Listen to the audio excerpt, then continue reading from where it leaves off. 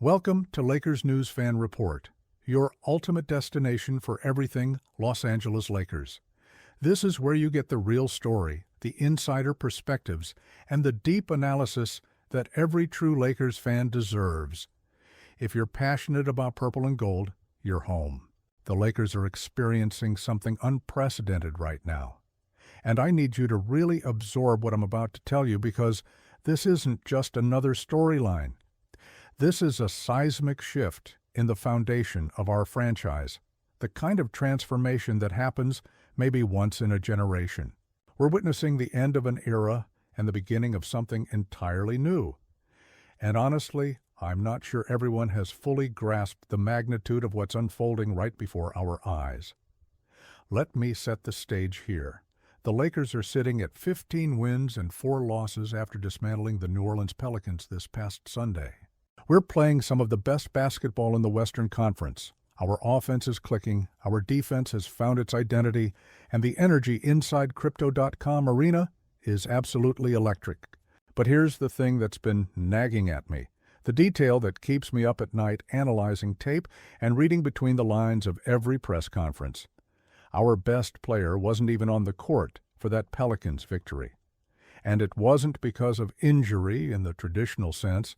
It was load management, strategic rest, a calculated decision to preserve a player for the long haul. Now, load management isn't new in the NBA. We've seen it with Kawhi Leonard, we've seen it with Joel Embiid, and we've seen it become a controversial but accepted part of modern basketball. But the context here is different. The implications run deeper. Because when you're managing the minutes and games of a player who's been the face of your franchise, who's delivered championships and carried the weight of expectations for years, you're making a statement about the present and the future. You're acknowledging a reality that some fans might not be ready to accept. LeBron James is 41 years old. Let that sink in for a moment. 41. In a league where the average career lasts less than 5 years, where most players are considered veterans by 30, where the physical demands are so intense that bodies break down in their early 30s, LeBron has defied every conventional wisdom about aging and longevity. He's still averaging over 20 points per game this season. He's still making plays that leave you shaking your head in disbelief. He's still LeBron James, one of the greatest basketball players to ever walk this earth. But here's the uncomfortable truth that we need to confront as Lakers fans.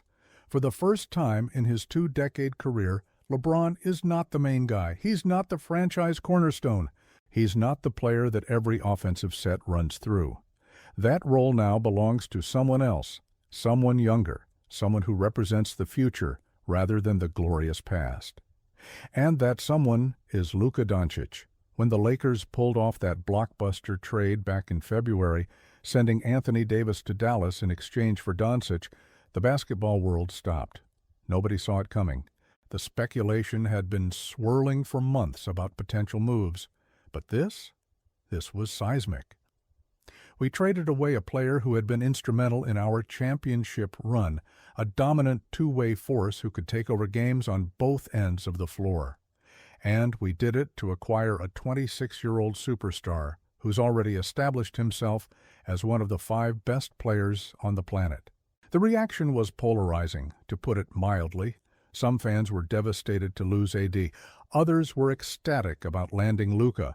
The debates raged across social media, sports talk shows, and every corner of Lakers Nation. But now, nearly a full season into this new era, the dust has settled and the results are undeniable. Luka Doncic is balling out in purple and gold. He's an MVP candidate. He's putting up numbers that would make Magic Johnson proud. And more importantly, he's embraced the pressure and expectations that come with being a Laker. What's made this transition even more remarkable is the emergence of Austin Reeves. Remember when some fans questioned whether Reeves was just a role player who got hot during the playoffs? Those questions have been emphatically answered. Reeves has developed into a legitimate third star for this team, someone who can create his own shot, facilitate for others, and defend multiple positions. He's averaging career highs across the board and has become one of the most surprising breakout stories of the entire 2025-26 season. The Luka Reeves pick and roll has become one of the most lethal offensive weapons in the league, and opposing defenses simply don't have an answer for it. And here's where things get really interesting. LeBron has shown that he can coexist with this new dynamic. He's adapted his game, taken on a different role, and proven that even at 41, he can contribute to winning basketball when he's on the court. That versatility, that basketball IQ, that ability to impact the game without dominating the ball, is exactly what makes him one of the all-time greats. He's not fighting against the tide. He's not demanding touches or complaining about his diminished role. He's being professional, he's being a mentor, and he's still delivering when his number is called. But being able to contribute and being central to the franchise's long-term plans are two very different things. And this is where we need to have an honest conversation about what comes next. Stephen A. Smith, who's had his fair share of disagreements with LeBron over the years, recently appeared on a podcast and laid out some hard truths that I think many people in the organization are probably thinking but not saying publicly. Smith acknowledged that LeBron, even dealing with sciatica issues in his left leg, could come back and average over 20 points per game at age 41. The talent is still there, the skill is still there, the basketball genius is still there. However, Smith also suggested that if the Lakers had a choice, they would explore trading LeBron. Not because his game has fallen off a cliff, not because he's a locker room problem, not because he can't contribute, but simply because of his age and the reality that Luka Doncic is the future of this franchise. Smith put it bluntly, Luka is 26 years old, and the organization wants to build around young talent, not someone who's 41 and likely has only another year or two left in the tank. It's a business decision, pure and simple. Now, I want to be very careful here because I know how emotionally charged this topic is for Lakers fans. LeBron came to Los Angeles and delivered us a championship in 2020. He brought legitimacy back to a franchise that had been wandering in the wilderness for years. He's been a consummate professional, an incredible ambassador for the organization, and someone who elevated everyone around him. The respect and gratitude we owe him is immeasurable. But respect and gratitude don't change the mathematical reality of age and the relentless march of time. The Lakers are currently thriving, and they've done it while LeBron has missed multiple games this season. That 15-4 record I mentioned earlier? Several of those wins came without LeBron on the floor. The team didn't collapse without him. They didn't look lost or disorganized. They actually looked energized and free-flowing, with Luka orchestrating the offense and Reeves providing that secondary playmaking and scoring punch. That's not a criticism of LeBron. It's simply an observation about how the team has evolved and where the center of gravity now resides. Through the remainder of the 2025-26 season, we should expect LeBron to sit out many more games. The sciatica in his left leg is a real issue, and at 41, recovery takes longer. The Lakers are going to be strategic about when they deploy him, saving him for crucial matchups and playoff preparation rather than grinding through the regular season. That's smart roster management. That's how you maximize the value of a veteran player whose body can't handle the same workload it once could. But here's the question that hangs over everything. If LeBron is going to be a part-time player for the rest of this season, and if his future beyond this year is uncertain at best, does it make sense for the Lakers to explore what they could get in return for him? Could they package LeBron in a deal that brings back assets to further strengthen the roster around Luka and Reeves? Could they help LeBron finish his career with a contender that needs his specific skill set more desperately than the Lakers do right now? These are uncomfortable questions, and I know some of you are probably upset that I'm even asking them. But this is the reality of professional sports. Franchises have to make difficult decisions that balance sentimentality with pragmatism. The Lakers have a legitimate championship window right now with Luka in his prime and Reeves ascending. The supporting cast is solid. The coaching staff has figured out the rotations, everything is clicking. But championship windows don't stay open forever, and the Lakers have to maximize this opportunity while they have it. Trading LeBron would be one of the most emotionally difficult moves in franchise history. This is a player who ranks among the greatest to ever wear the purple and gold, even if his tenure here has been shorter than Magic or Kobe. The optics would be brutal. The headlines would be relentless. Social media would explode. But if the basketball decision-makers believe that moving LeBron would improve the team's chances of winning another championship, they have to at least explore that possibility. Let me be clear about something. I'm not advocating for trading LeBron. I'm not saying it's the right move or the wrong move.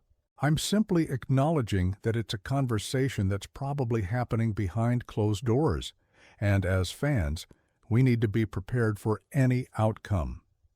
The NBA is a business, and business decisions aren't always the ones that make us feel good in the moment.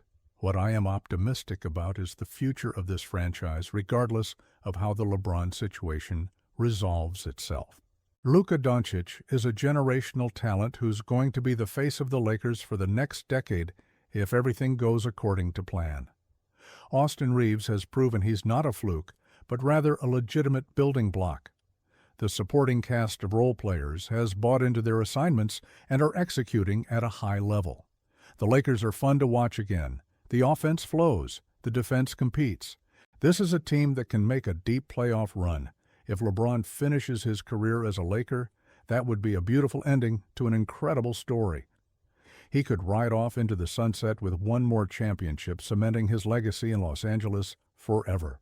He could mentor the younger players, pass along 2 decades worth of wisdom and experience, and help shape the next generation of Lakers greatness.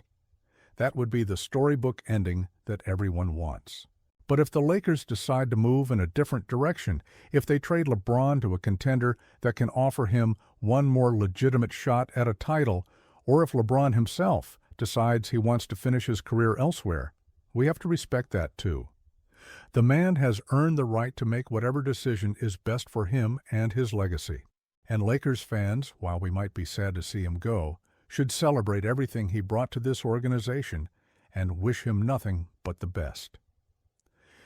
The reality is that Luka Doncic is the face of the franchise now. That's not disrespect to LeBron. It's not diminishing what he's accomplished. It's simply acknowledging where we are in December 2025. Whether LeBron retires as a Laker, gets traded to another team, or plays out this season and then hangs it up, that fundamental truth doesn't change.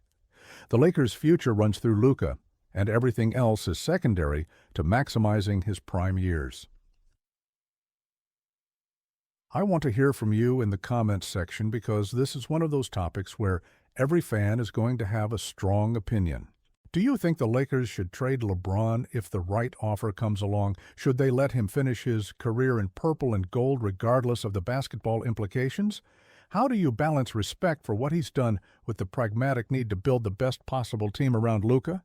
What would it take for you to be okay with seeing LeBron in a different uniform? These are tough questions, without easy answers, and I genuinely want to know where you stand. If you want to stay on top of every development with the Los Angeles Lakers, and trust me, there are going to be plenty more twists and turns before this season is over, make sure you're subscribed to Lakers News Fan Report and hit that notification bell.